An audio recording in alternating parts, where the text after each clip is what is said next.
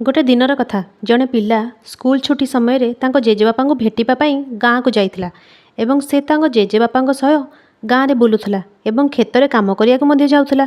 गोटे दिन जितेबाला पिलाटी निज जेजेबापा सह खेत में काम करने को जाइथिला, जेजेबापा ता सहित एक बाजी लगाइले जे फसल बुणवाई प्रथमे किए प्रस्तुति आरंभ करुछि। दुहें खेत को अधा अधा भाग करी नुआ फसल बुणवाई माटी खोलिकी पुराणा फसलर अवशिष्टांश को बाहर करने को लगिले, जहाँफल कि खेतटी नुआ फसल बुणवाई प्रस्तुत हो। जेजेबापा जहाँ बयस 65 वर्ष हेब से कौन प्रकार अभियोग न करिकी न अटकी निज काम करुले, किंतु तांको नाती जहाँ बयस 17 वर्ष हेब से बहुत अभियोग करुला। से बारंबार विश्राम नेउथला और काम केते कष्टकर बोली कहूला, किंतु तार जेजेबापा न अटकी विश्राम न करी निजर काम करुले। जेतेबेले संध्या होईगला पिलाटी देखिला कि ता जेजेबापा तांको भाग जमी रे फसल बुणी सारिछंती।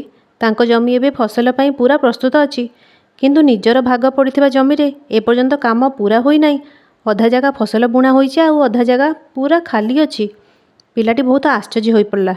से तार जेजेबापा ए बयस रे मध्य ताठारु अधिक काम करिबारे केमिति सफल होइतिले से जाई तार जेजेबापा को पचारला, आपण एई बयस रे मध्य एते काम केमिति करि पारले?